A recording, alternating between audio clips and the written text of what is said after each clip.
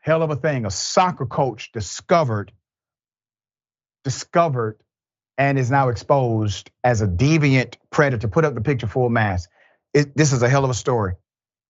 A Tennessee soccer coach, 63 years old, Camilo Hurtado Campos, has now been arrested after photos and videos of drugged children, boys, that he assaulted sexually were found in his phone.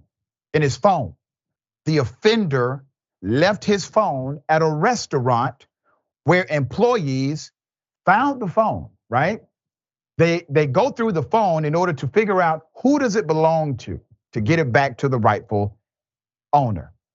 But they discovered videos in that process in an attempt to locate the owner, and an investigation ensued through authorities afterwards. During an immediate and tireless investigation, detectives found hundreds of disturbing videos and pictures on that phone.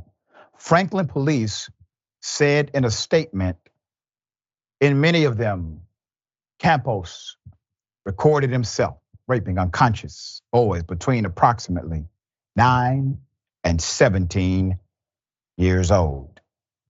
Campos, a resident in the area for 20 years, allegedly lured children into playgrounds, recruiting them to play for his soccer team. Once they trusted him, he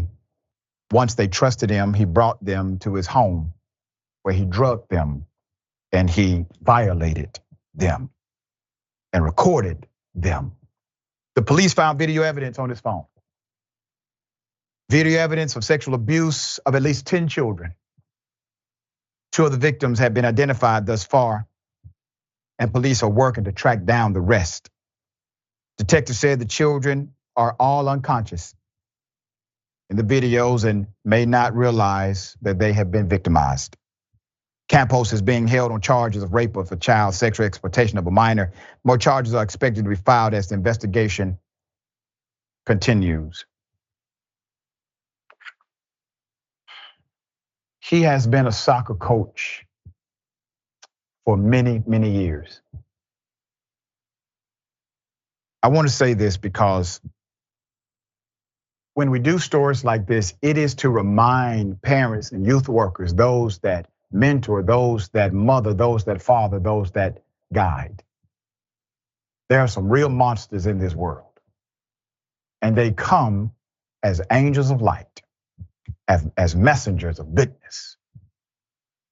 But it's simply a facade. They affix themselves in positions of public trust around children so that they can lure them into their evil scheme.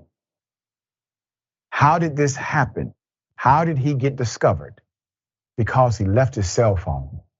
Employees go through it to figure out who does it belong to. And they come across these extreme videos. They may not be able to identify all of the children that he violated. But will there be at least an exhaustive investigation into all of his history? Every facility he has worked at, every team he has coached, every school he has affiliated with. It takes that kind of investigation to even attempt to find remedy, justice for what he has done. And for the state involved in the investigation and eventual prosecution, find these children, provide opportunities for counseling for these children. He's a monster, no doubt about it. But if you don't do what you need to do to make sure these children have a chance at life, you'll be a monster too. Sharon, thoughts?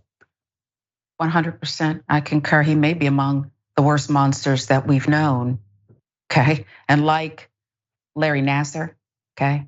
The monster who raped countless gymnasts. I don't believe that you're a coach for 30 years if you don't have someone else who knows and enables before divine intervention takes place and a group of people at a restaurant open your phone. Over 30 years, somebody else knew about this, okay? Yeah. And they've got to find them all and figure it out. That's right. That's the stuff we should all be upset about, pass legislation over, have press conferences over, make it an example of what you will not do to our children.